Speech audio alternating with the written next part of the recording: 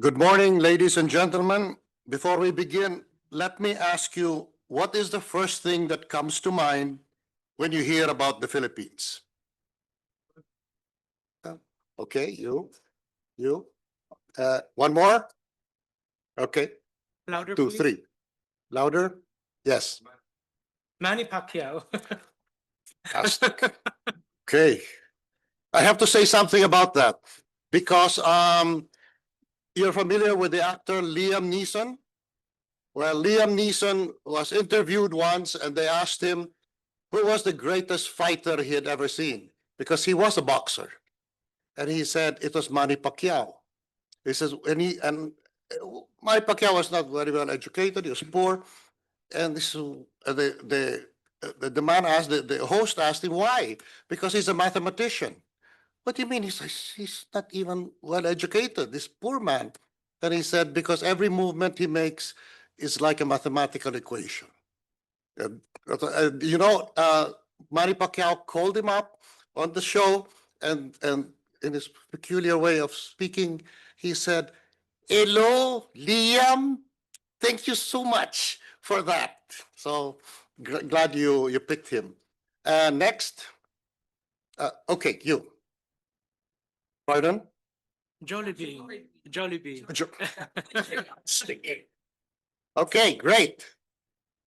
Yeah, Jollibee, that's right. But I must tell you, yes, it's a phenomenon when Jollibee chicken started coming out.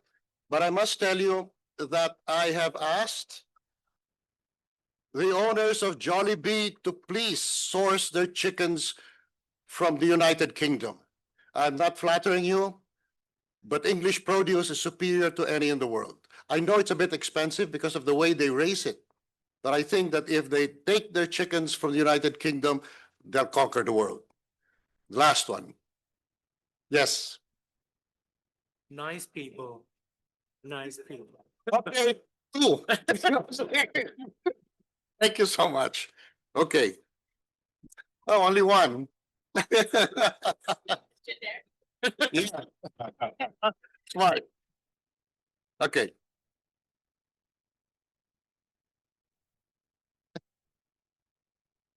Okay, I'll go straight to my topic. By way of introduction, some general information. The Philippines is an archipelagic nation located in Southeast Asia, composed of 7,641 islands stretching vertically in the southwestern Pacific, adjacent to the Asian mainland. It lies between the South China/West Philippine Sea and the Philippine Sea, forming part of the Pacific Ring of Fire. Hence, the frequent earthquakes and volcanic eruptions. The biggest was Mount Pinatubo. Its explosion was second only to Krakatoa in force and destruction. All of central Luzon, including the two biggest U.S. bases in the world, were covered meters deep with white ash, and so was the city of Manila. My first thought when I woke up and looked out the window was, winter wonderland. Everything was white. And I love winter because Filipinos have Smilla's affectionate sense of snow. The eruption occurred at the height of the raging national controversy to renew or terminate the U.S. bases. It was a bitter debate, but nature ended the bickering. So thick and widely spread was the ash that the temperature of the planet dropped 2 degrees. The country's three main island groups are Luzon, Visayas, sugar plantation country where I come from, and Mindanao in the deep south, which is like Texas, but composed of Christians and Muslims. We have granted autonomy to Muslim-dominated areas. Autonomy, never independence. Our armed forces are one of the most battle-hardened of any in the world. It fought the longest-running insurgency in world history and a giant Middle Eastern-backed secessionist movement. We crushed both without foreign assistance, least of all American. The U.S. is forbidden by domestic law from selling arms to allies in domestic conflicts. So we did it alone. Total land area is 300,000 square kilometers, comparable to UK or Italy. Both are countries we love. UK for its understatement and Italy for its exuberance, warm beer, and pasta. Our national languages are Tagalog, a local dialect Southerners cannot cotton to, like myself, and English, along with 180 other languages or dialects. Spanish was prevalent in the upper class until the U.S. Navy sank the Spanish Navy in Manila Bay. In that way, the U.S. acquired the Philippines after a bloody and uniquely odd combination of anti-colonial and colonial wars fought in bloody, overlapping succession.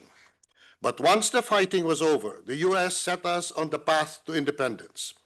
Some wished we could be a state of the Union, hopefully like Puerto Rico, one day. But no such luck, and I mean that in its two conflicting senses, good and bad.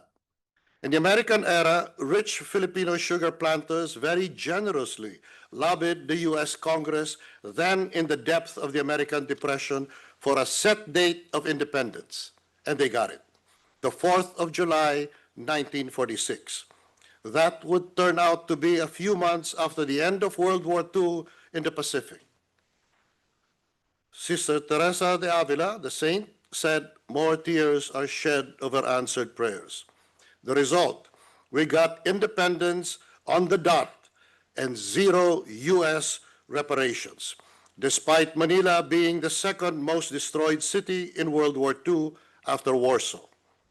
We rebuilt our battered country from scratch and rubble, all by ourselves, to become the most advanced country in Asia in the 50s and 60s, until Japan and South Korea overtook us, along with the rest of the world at that time. One explanation of our swift rise and decline was that we were the first advanced country in post-war Asia. As a result, the Philippines became senescent, as Japan would later be. Start young, you get old sooner. Some say the same of the U.S. today. We are told our time is past. I don't believe that about the Philippines and the United States. Strategically, we are resuming our importance. MacArthur called Taiwan potentially an unsinkable aircraft carrier off the coast of China. The Philippine archipelago may yet qualify as the unsinkable aircraft carrier group off the Chinese coast. But if our American friends let us down, we may turn ourselves into an East Asian rampart facing out into the Pacific. Our population is around 117 million, making it the 13th most populous country in the world, mostly young, median age 26, which presents opportunity and challenge. It is a huge potential workforce advantage, but it puts tremendous, near back-breaking pressure on education, employment, and a still scanty healthcare system, not least because our national insurance scheme was robbed, and what was left was invested in a sovereign fund. Following the latest scandal, the money was returned to the public health insurance system. As a member of Congress, I sponsored an NHS for the Philippines. It would be an exact copy of the UK's, with which I can find no fault given the depth, quality, and scale of its penetrating national coverage. But my bill was defeated. I will try again if I return to Congress. The capital city is Manila. The largest urban area is Metro Manila, a mega city of 13 million. The country's topography is dominated by mountains, tropical forests, and 36,000 kilometers of coastline. It is hot and dry half the year, the other half hot and drenched, and now flooded.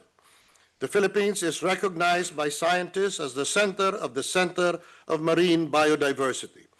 It sits within the Coral Triangle, which contains the highest concentration of marine life on Earth. Despite covering less than 1% of the world's land area, the Philippines ranks among the 17 mega-diverse countries, sheltering over 52,000 described species, half of them nowhere else to be found. This natural wealth faces severe threats from deforestation, illegal wildlife trade, and climate change. In the American colonial and post-war era, when Americans enjoyed parity rights with Filipinos, our mountains were shaved bald by American companies like Boise Cascade. with whose executives our parents mixed in the Polo Club. President Marcos Sr., the father of our president today, refused to extend parity rights after it lapsed. Let's give him that, along with much else.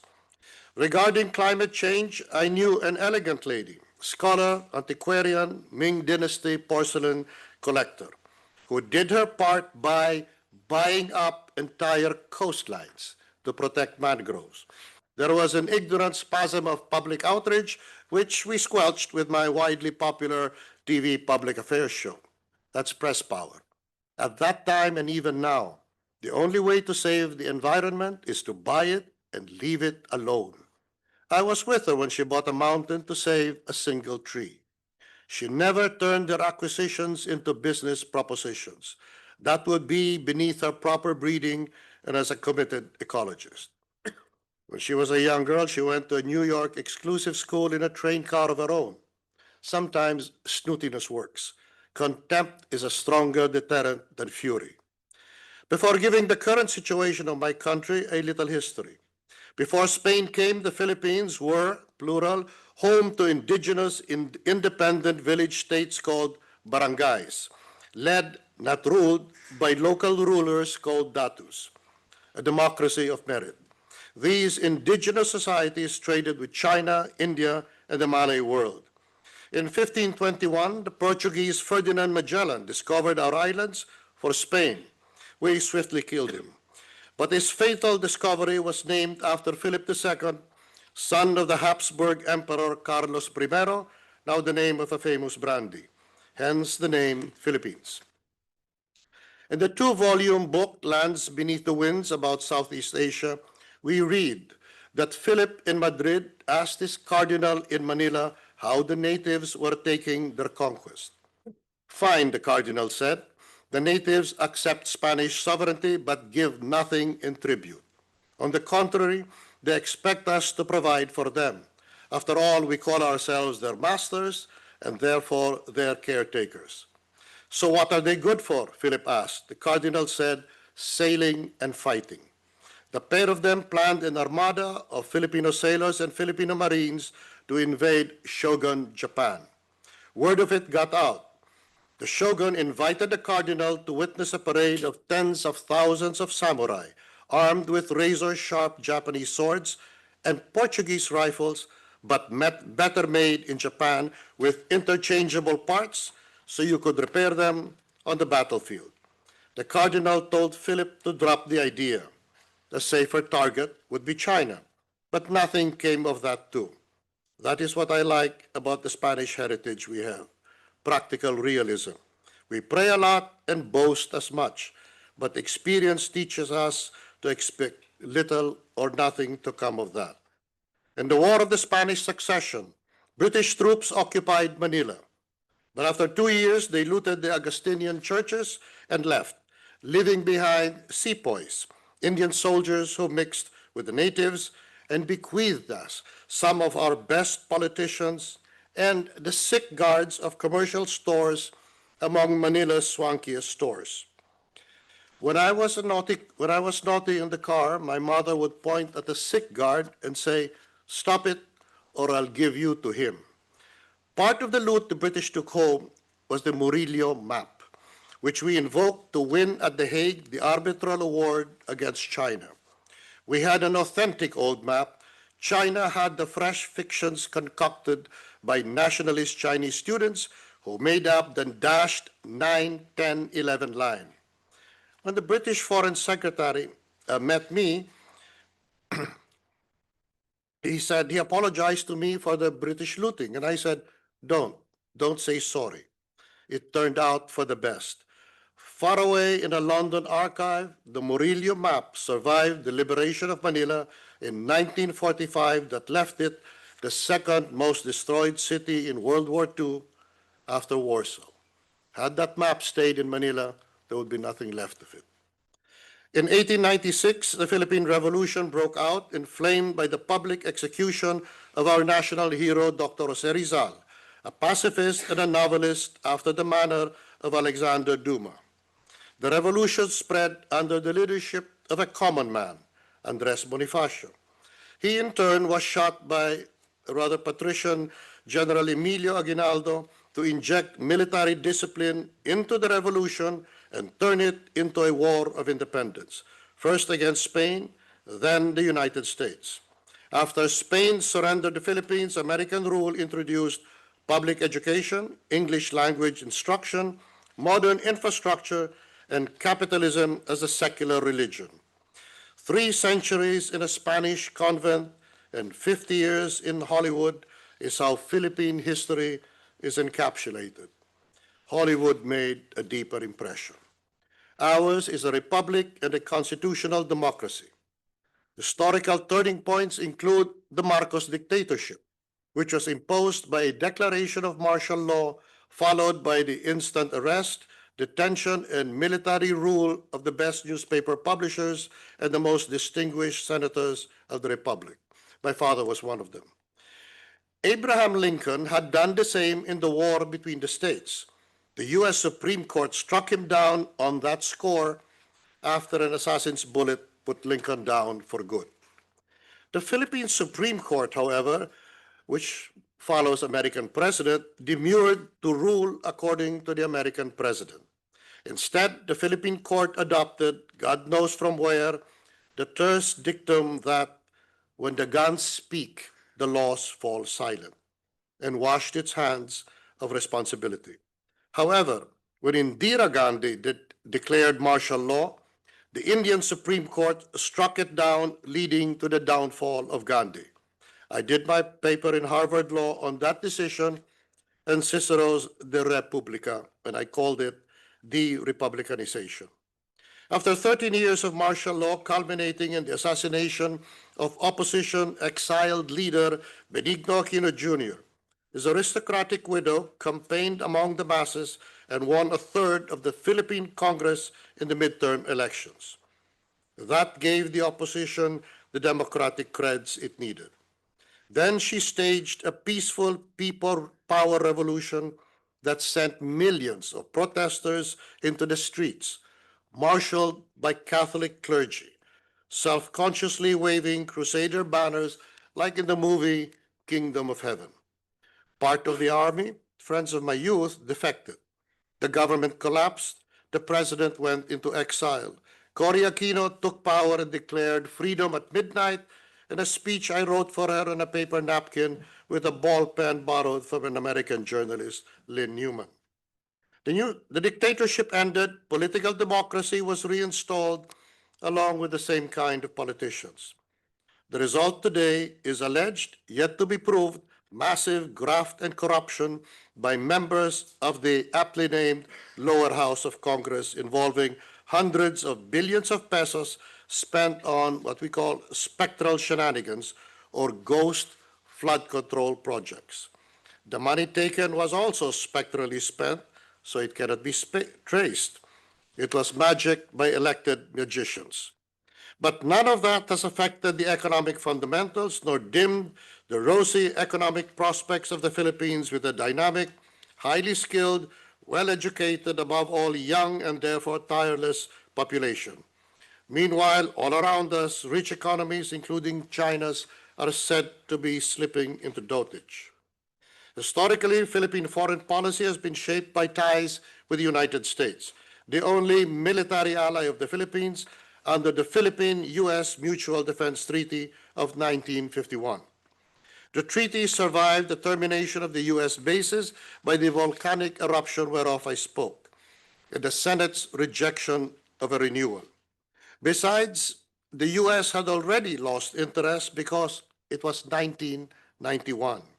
The Soviet Union had imploded from the vacuum of a senescent leadership in Moscow, certainly not from American pressure. What followed is Russia under Putin. I met him in Sochi. His eyes are like fire and ice. In recent decades, the Philippines has pursued a more independent and balanced approach, seeking to diversify and develop enhanced partnerships with ASEAN members, India, the UK, Canada, and Australia. The list is growing, thus far with negligible impact. A central issue in the past decade is the West Philippine Sea, South China Sea dispute. involving overlapping territorial claims with China and other neighboring states. I strongly advise you, if you wish to major on Southeast Asian affairs, I strongly advise you to read two books on the subject. Bill Hayden's The South China Sea. I picked it up ages ago from the Labyrinth bookstore in Upper New York. Fast forward, I used it to rebut China's spurious claims. Books and some readers have a serendipitous connection. What you read, you will be involved in. The only other book I trust is Bill Hayden's The Invention of China, on the mythological endeavor not to rewrite history but make one up from scratch. The China which the intelligent know from study has always looked inward into the only civilization that qualified to be called civilized in their view. The Ming Dynasty Admiral Zheng He, for example, built in the 1500s and sailed the greatest armada of giant wooden ships in history. It sailed halfway around the world to Africa, but he took home only a giraffe as a curiosity for the emperor's delight. He stopped over in Borneo Island. A Brunei prince jumped on board out of boredom to live and die in China. China has always looked inward. In 2016, the Permanent Court of Arbitration in The Hague ruled in favor of the Philippines, invalidating China's spurious claims in the South China/West Philippine Sea. The decision strengthened the country's legal position, but enforcing it remains a diplomatic and military challenge. Only in Trump's first term did the U.S. send the Seventh Fleet to test Chinese resolve. Chinese warships formed a barrier across the Seventh Fleet's path, then parted as the U.S. fleet approached. Welcome to the South China Sea, the Chinese sailors shouted and waved. American sailors waved back as warmly. That goes to show that all sailors have loyalties as much to their own kind elsewhere as each to his own country. Surely I can be forgiven for loving the red-haired president who did end the carnage in Gaza. Under Obama, the U.S. had let China keep one of our shoals that it grabbed. When we complained, the U.S. said, "Oh well, such is life." With such an ally, the situation calls for careful balancing between asserting rightful sovereignty and maintaining economic and political engagement with the richest, most vibrant economy today. The Philippines is a founding member of the UN and ASEAN. The latter replaced the US-run CETO, Southeast Asian Treaty Organization, that melted like ice cream because the sun also rises in the dawn of the night of total US defeat in the Vietnam War. The Philippines has consistently been a strong supporter of disarmament treaties like the Nuclear Non-Proliferation and Prohibition of Nuclear Weapons, from which, of course, nothing has resulted. In my watch, the UN adopted the Global Compact on Migration, based on the template of the Philippines' enlightened labor agreement with Germany. The Philippines has called for the full implementation of the Paris Agreement and the Sendai Framework for Disaster Risk Reduction. And we are promoting and protecting the enjoyment of human rights by seafarers. The United Kingdom hosts the International Maritime Organization that governs international shipping. The Philippines provides 800,000 seafarers out of the 1.9 million manning the globe's merchant marine. It is imperative for us to protect and promote seafarers' well-being for their disproportionately large role in keeping global trade going. After the horrors of World War II, we have stood steadfast by the rules-based international order, one of the few countries that do. Despite the rules, we have had more savage wars of peace than before the UN was created. Philippine foreign policy remains a pragmatic balancing act to uphold national sovereignty, attract economic opportunities, and ensure the safety of Filipinos abroad. COVID struck in my watch. I repatriated 600,000 Filipino overseas workers and their families back to the Philippines. Meanwhile, we engage constructively, never provocatively, with global and regional powers. I will end there abruptly. I have talked too much already. We can chat after the ceremony. Thank you very much.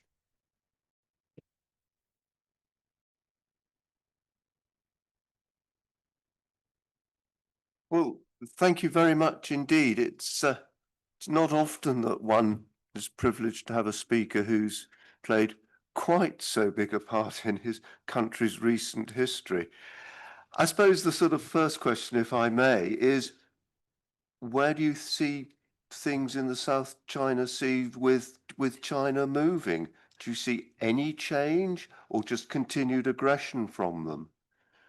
Well, this is what I believed, and not because I was involved in it. I said, the thing with the West Philippine Sea, we're students, I can tell you the facts.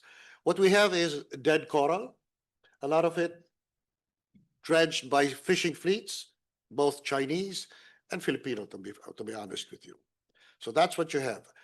But it's water, and you know how we ended up calling it our own? Because China and the United States sponsored UNCLOS. You're familiar with that? United Nations Convention on the Law of the Sea, which created 200 nautical miles for every country facing the sea. That's yours for economic purposes only, but it's yours. The United States backed out of the UNCLOS, which actually governs almost every country in the world. They backed out for a historical reason. It was either George Washington or John Adams, one of the founding fathers, who said America must never be involved in entangling alliances. And every time it has been involved, the founding fathers were right. They ended up fighting World War I, which was no war of their own, and many Americans died. They ended up fighting World War II, which was no war of their own, and Americans died. So, well, that's the reason why the United States refused to sign UNCLOS up to now. So China is the one. China got it passed in the United Nations, and guess what happened? We suddenly had 200 nautical miles that was supposed to be ours. And then suddenly China said, no. You get 200 nautical miles, but not this. This one belongs to us because a long, long time ago, it belonged to China. Well, as I have explained to you, China never liked water. They always looked inward. And when once in the Ming Dynasty, they had the fleet to cross half the globe, they came back, dismantled the fleet, and picked out only one giraffe and told the emperor, this is the only thing worthwhile out there, a long-necked animal. So that's, I mean, I don't understand why the Chinese would do that. Bill Hayton, if you read book, and I guess one of you will have to know, if you do Southeast Asian, when China was humiliated in what they call the century of humiliation, young Chinese students like yourselves were angry about how China was humiliated. I gotta be fair with you. Okay, so there was the Opium Wars, but remember, opium was not what we say it was, what it is today. It's a drug. Well, it was a drug, but it was also something that Sherlock Holmes notoriously smoked, to feel cool. So it wasn't really like, trying to spread malignancy in the world, but it destroyed China. The opium came from India, which is the British part of the British Empire. So they haven't forgotten that. They haven't forgotten that China was broken up into legations, some owned by the Americans. The Japanese had a huge one, and the Germans and the British.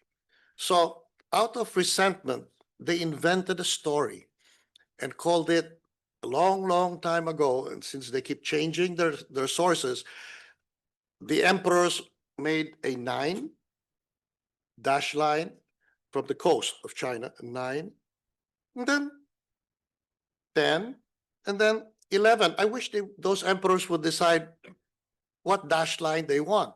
And on that basis, China is now interfering in the West Philippine Sea. To be fair to you, I got to tell you, if you say the West Philippine Sea to our only major military ally, they will look at you blankly. The United States does not recognize the West Philippine Sea herself, but we do. That's what counts. So all we have now is the U.S. Mutual Defense Treaty. I'm a little bit upset lately. Who knows? I might be fired when I get home, because the military said that in the first 30 days of an attack by China, we will fight alone against the biggest power in the world. So that's it. And then after that, our ally will come in. So I said, oh, that's wonderful.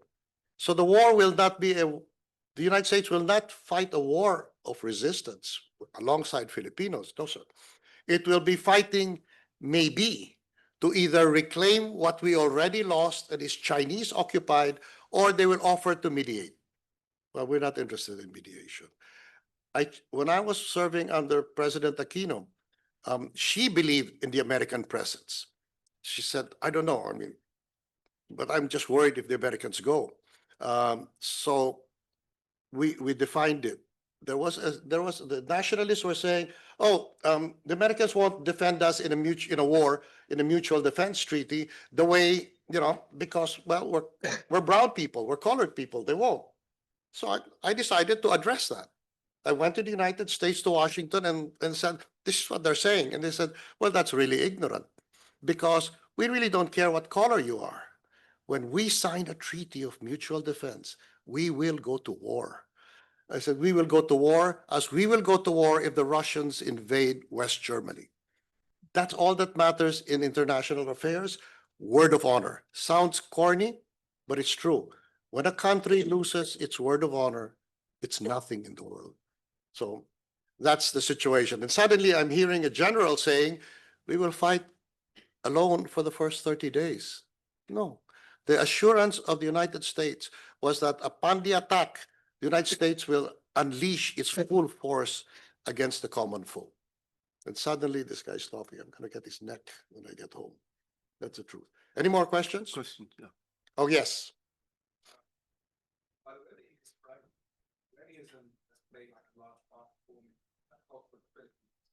would you say has been like the greatest development from Could make it louder. I have to. I'm old and hard of hearing. What was the Pardon? greatest development from the colonial era, would you say, in the Philippines? The colonial era? Yeah, what was The the greatest greatest development. development or benefit of it? Well, of course, for us who are devout and extremely conservative Catholics, Catholicism.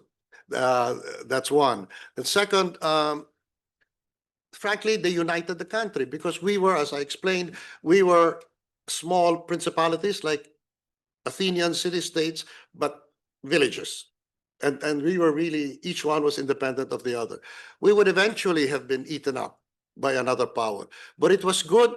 We were eaten up by Spain, and I'll tell you why. The thing with Spain, and you should know this, Spain is Catholic first, was always Catholic. It's Habsburg.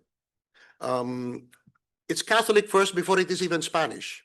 So therefore, everything that Spain conquered would have no slavery, because Catholic doctrine says all men are created equal, that the souls of men have no color. That's number one. Number two, the Spanish Jesuits went to Latin America, and they, seeing the abuses committed by Spaniards, Portuguese, laymen, they would work, they wouldn't call them slaves, but they would work the natives to death. The Indian natives in Paraguay and the Amazon River. The Jesuits, as you know, from the founder, Loyola, Ignatius de Loyola, was a soldier. And then suddenly he saw God. And so he created the Jesuit order. The Jesuit order is organized like a military battalion. And the Jesuits went to Latin America and got the natives. And because they didn't understand each other, they were able to teach them to behave like the Spanish word is tercios. That's a squad. Spears in every direction. And it was unbeatable for 200 years. They taught the Indians to do that. And this one detail is really nice. They couldn't understand the Indians, and the Indians couldn't talk to them. So the way they communicated to each other was by singing Latin songs. And that's really how the Jesuits ruled what they called their reductions or Jesuit republics in the Amazon. Unfortunately, the Pope could easily be bought, and apparently the Portuguese bought the Pope, and so he condemned the Jesuit order for organizing the Indians. The Indian battalions fought slavers for over a century. And in fact, there is a book by Hudson. It's a romantic book about a beautiful girl in the forest who is the last living descendant of the Jesuit order, of the Jesuit republics. And that's the legend that happened. So when I was in law school, Jesuit, of course, when I was in Jesuit law school, a very stern Jesuit dean suddenly said to us, well, go home. No school today. Why? He said, the Pope, after 200 years, has just forgiven the Jesuit order for organizing the Indians into armies. And for that, they got the. So that's when you say the Philippine heritage, we always look back 300 years because our loyalties, our blood, our prejudices are that old. And in short, when the Spanish took a country or took an area, they made it a part not of Spain, but of the Holy Roman Empire. So, yes. You mentioned earlier that the Philippines were prone to natural disasters, including being on the brink of fire, tsunamis, earthquakes, volcanic eruptions, and typhoons. And so I was just wondering to get a gauge of what has the Philippines done to perhaps protect its people and its infrastructure against certain events which will happen more and more often with climate change, and how that has impacted people's lives in the Philippines. You mean climate change? Okay, as I said, I apologize for my hearing. So you wanted to know what are the measures being taken by the Philippines to hold back climate change and preserve our natural gains? Yeah, natural disasters. Okay. Natural disasters we can do nothing about. We are in the path of typhoons, so we just take it. What you should do though is when it comes, if it's an earthquake, well, just take out the ash and go on with life again. If it is a typhoon, as happened only yesterday, and flooded areas of my country, including my Sugar South, which is unthinkable, the reason is that, okay, one is the volume of water that hit. No system could absorb that. So floods. But the other one is it comes within a month from an expose that hundreds of billions of pesos supposedly dedicated by congressmen, I was one of them, I didn't do that. This ones did. Supposed to do channels, sewage, etc. Well, the money disappeared. But the flood shows that they built nothing. So that's the problem. And I think one thing I'll tell you, I don't want to be too critical, but when you get hit by something like that, I think that's the last time they'll steal on that scale. I was in Congress, and you have members of Parliament, the American congressmen, etc.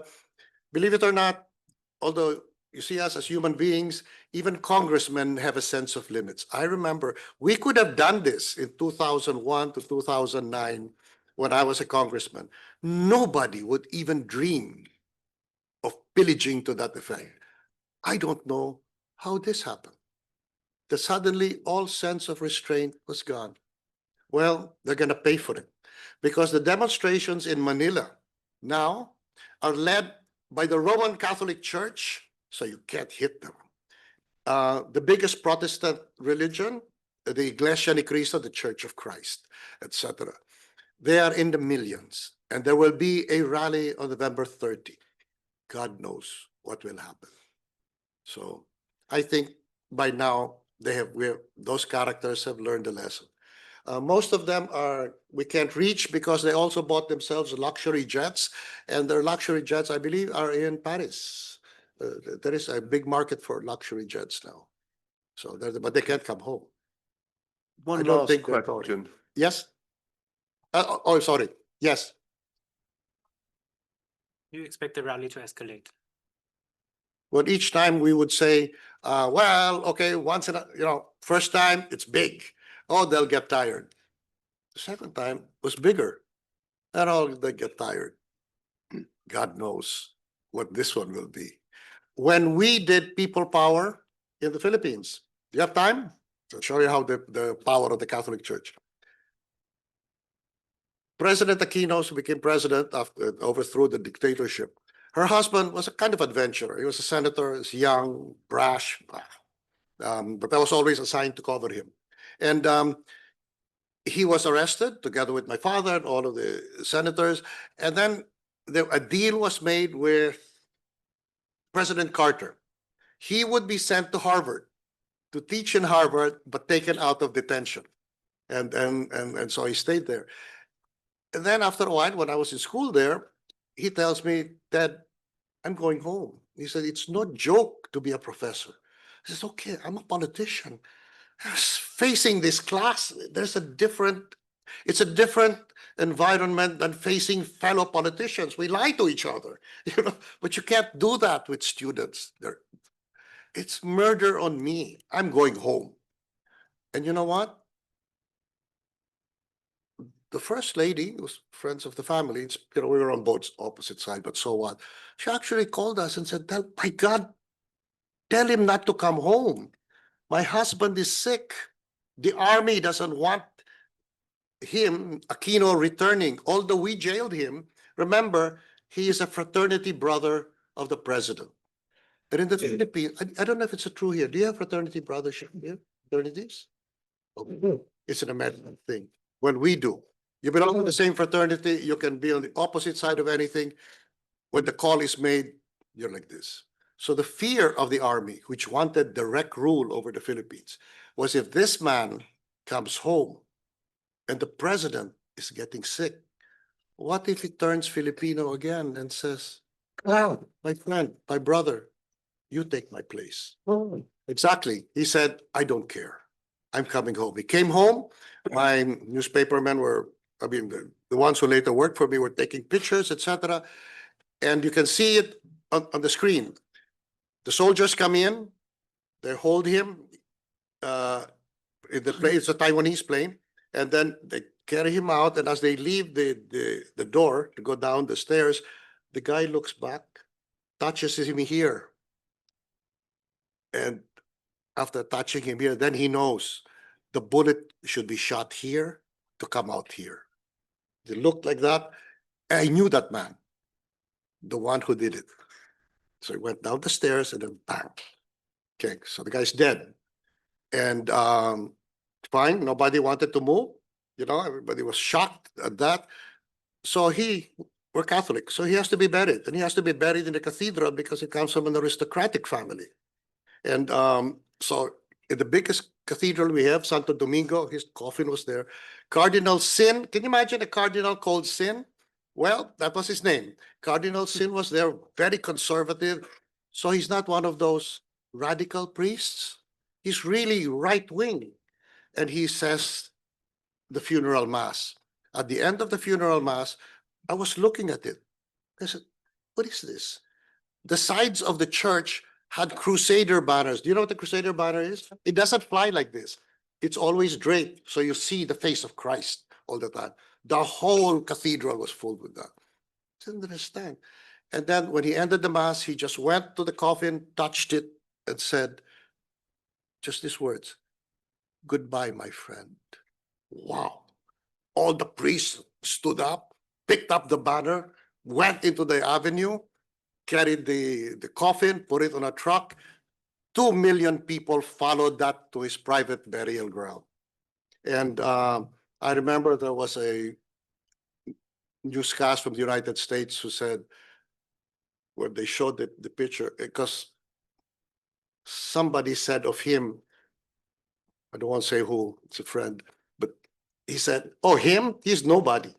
And that was quoted in the broadcast. And the next scene was 2 million people. And the American reporter said, that's incredible. And that was the beginning of the end. It took 3 years to overthrow the government. But from that point on, that's what happens when you do it wrong. Well, I I shot think the guy. Apparently, this is the limit, we think. My apologies for my coughing. I should have stayed in bed today.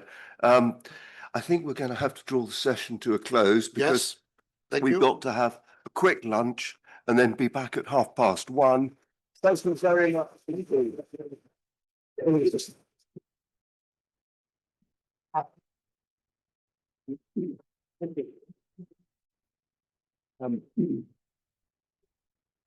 There'll be a couple of people outside to show you where lunch is, which is just about 50 yards down and on the left.